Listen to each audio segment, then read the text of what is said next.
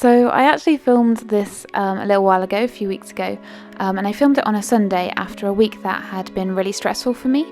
So I'd had a couple of small kind of anxiety attacks, I guess, during the week, and then a bigger meltdown on the Friday night.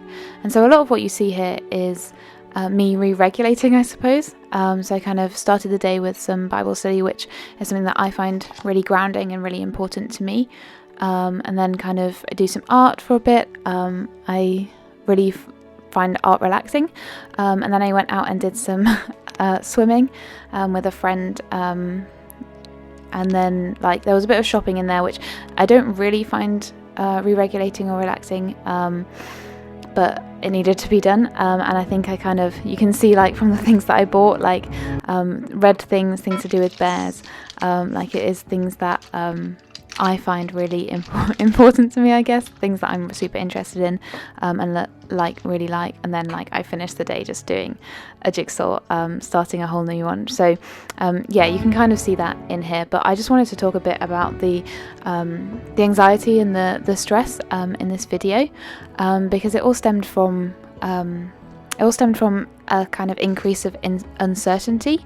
Like the thing itself wasn't too big a deal, but the fact that I didn't know what was happening and I didn't know when it was going to happen or what the result was going to be, that is what I found really difficult, and I took a long time to actually realise that.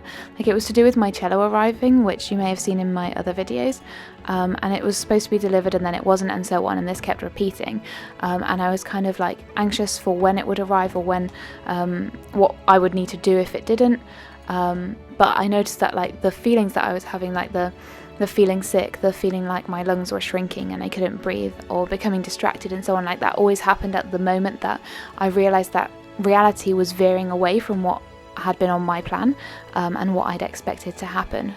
So yeah, it took me kind of a bit of time to realise that it was that was causing me so much stress, but yeah, then when I did, it kind of made me think a lot more about myself, and also some of my students who also have a difficulty with uncertainty. So yeah, I'd find like I had managed to hold it together pretty much through the week, at least to the extent that no one except my husband knew how much it was affecting me. And I think I did that mostly because like it felt so stupid to be so affected by just like not getting a delivery when I wanted it. Like how obnoxious to think that was like an important big deal. I felt stupid by feeling so exhausted and so drained by this constant excitement and hope, which I am like just unable to tone down, and then followed by sadness and annoyance and frustration and not knowing what was going to happen next. So like I was like, why am I feeling like this? This is so stupid. But like when I got home on the Friday, I just ended up sat under a duvet in the chair by the window, waiting for my husband to get home. And because he thought he was going to get home by sunset, I was like, yeah, it's not going to be too long, it's all fine. But then he was stuck in London with work and had to stay for a longer meeting, and so he like had missed the train that he was going to catch and had to get a slightly later one, and he kind of didn't think I minded or didn't need to know and so much, so I was just kind of sat there, and I ended up sitting there for like 2 hours just not doing anything, knowing the whole time like I should do something that makes me feel better, but I just couldn't. Like I couldn't move, I couldn't do anything. I just sat there getting more and more sad, and then when he finally did get back, like he tried to talk to me, but I could like barely say anything at all, and I couldn't explain what was happening or why. It just felt horrible, and I just got sadder and more angry, and eventually we did talk about it, and like I cried and I just let out everything that was going on in my head, not really in like a way that makes sense, but just got it all out, and we were able to like talk about it, and he never said it was silly or stupid, but kind of gently told me over and over again that it's okay to not handle everything well, and that like maybe we can learn something that would be helpful for next time, but it's okay to just be sad and frustrated and don't have to always sort yourself out. And I think I struggle with that. Like I feel like I hold myself to like quite a high standard all the time, and so actually having that reinforced that you don't have to sort it out yourself all the time, I find that difficult to, I don't know, maybe accept sometimes. We're here today. Ooh. I just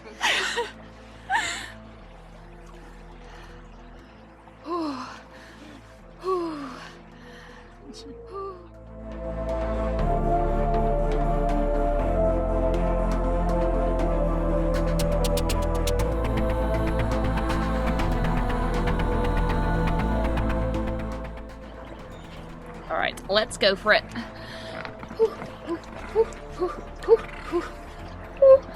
It's actually fine on my wetsuit, it's just my feet that are so cold. yeah. Alright, let's swim and warm up. Let's go for it. Yeah, you gonna go already? Yeah.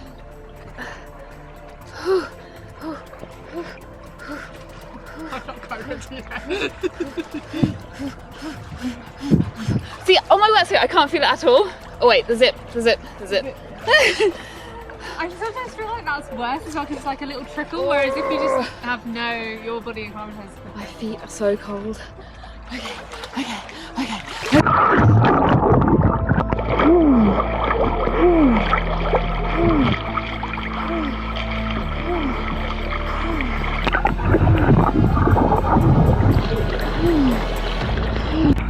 That's actually alright, except my hands are freezing.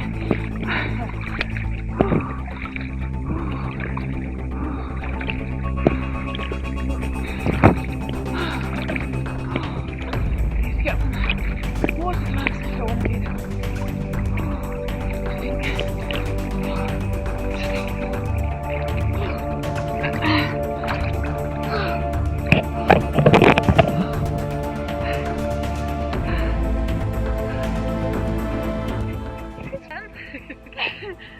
We decided to get back out because I can't make it the whole distance. But yeah, just stopping, taking a pause to like reheat my hands a little bit. Yeah, I think if I do want to come regularly, I think I'll get some gloves. So yeah, let's do another length.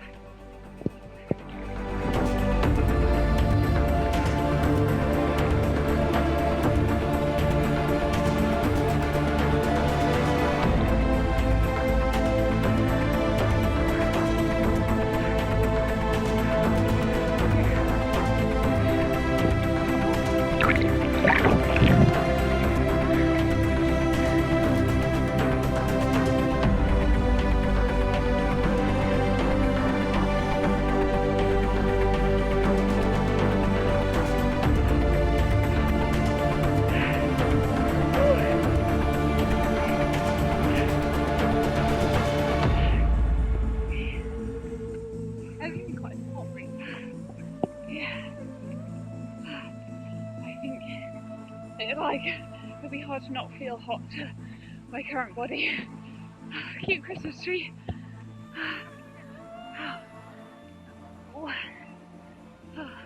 That time my hands weren't warming up as much when I got out. I don't know why.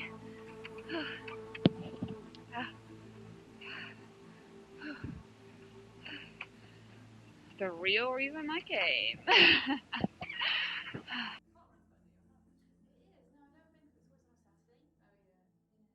But yeah, going through all of that, like I realised it was like what we call in school a high need to know. Like I really struggle with things that are uncertain or unplanned. I just can't hold other things in my head alongside them, because when like the uncertain thing is in my head, it takes over all my brain power and all my thought with like questions and possibilities that surround the uncertainty. So I find it really difficult then to plan or use my time well, because I haven't been able to fit the uncertain thing into a space. And it like a gas is like, it just fills all the space. It just spreads out and fills it all. So my cello being delivered repeatedly became uncertain. And then even the time that my husband was getting home from work became uncertain, and it was out of our usual routine. And so like the things that I'd expected and the things that I'd planned for, even like a basic plan, like it's okay, I'll just sit here for a while because then X will happen. If that thing doesn't happen, then I feel like I no longer know what to do at all. And when it's really bad, like Friday, like I just became frozen, like I couldn't do anything. And I don't think I'd had that experience for a while actually. Like maybe the last time was during the various lockdowns, when the rules kept changing, and I, as I'm sure many others did as well, like put all my life plans on hold because everything was just too uncertain. But going through this again recently. Like, it gave me a bit of a deeper perspective on the times that some of my students demonstrate that kind of paralysis when, I don't know, like the person they usually sit next to in a difficult class isn't there, or there's a supply teacher covering a lesson, or like any other thing that like comes with uncertainty, because each one has its own set of questions and its own set of possibilities that come with it. And maybe sometimes they do find ways to reset and re-regulate how they're feeling about that, but other times they just can't, and it's like the last straw on a whole list of uncertainties that they've already had to deal with that week, and they just freeze up. And it becomes hard to explain because like each little thing by itself seems like such a stupid reason to be completely frozen or completely distraught over. But it's not actually the thing, it's the uncertainty that comes with it. And I think that's really hard to explain to others, especially if that's not their experience of uncertainty. And so like I just couldn't talk to anyone about it because it was so stupid in my mind. And like, if people don't have that experience, then how do I even go about explaining it? But yeah, I found it quite ironic that like that week when I was so ruled by uncertainty was the same week that I was leading some staff training at my school about the difficulties that some of my students were having with tests and assessments, specifically surrounding uncertainty and anxiety. Because when I did my dissertation last year for my psychology course, my key findings were that the biggest thing stopping the autistic students in my school from being able to pay attention to the things that they wanted to pay attention to were uncertainty and arousal. So like recently we had a lot of like end of term tests, and they were leaving some of my students kind of not even wanting to come into school, despite us knowing that actually once they're doing the test they often do really well, but they were so anxious about them that they just didn't even want to be there. And there are things that we can do to reduce uncertainty, like the way that we explain things, the way that we talk about things. Those of us that struggle more with uncertainty, like we need kind of more direct and more explicit indications about what's happening, when it's happening, how it's going to happen, and what we're doing it for. So like I shared with staff in that training that actually being clear and reassuring about the purpose of tests and the expectations of students in the tests, as well as like practical things like when it will be and how we're preparing for it, like that can make a massive difference to the students that were doing them. And it made me think, like, I wonder if the same thing would be true like for adults as well. Like I'm sure it would be. We just don't seem to talk about it more as much. But things like giving notice about changes that are happening, or being explicit in giving as much information as is known, and like being clear on what we do know and what we don't know. Also being clear on like what is a hope and what is a plan, that might be helpful as well, like in relationships or friendships, even work and commercial spaces. Like I just think those who don't struggle with uncertainty don't see it as a problem. It's just part of life. Like I've heard it said so many times, oh yeah, that's just part of life, we just have to get used to it. And like I guess there's some truth in that, like you can't control everything, much to my dismay. And I think like I do need to think about how I can exist and even thrive in a world that is like that. But there are also simple things that can reduce uncertainty as well. So maybe that would help if like you have people in your life who find uncertainty difficult, or like if you're one of those people, maybe it would help to like discuss that with those that are close to you, and think about what people can do to reduce that uncertainty. But yeah, like what do you think? Like, do you find uncertainty hard? Do you have any ways that you're able to like help yourself to manage uncertainty better sometimes? Like do let me know in the comments, because like that's something that I am definitely seeking help on personally as well. But yeah, as always, would love to hear what you think. Thanks for watching.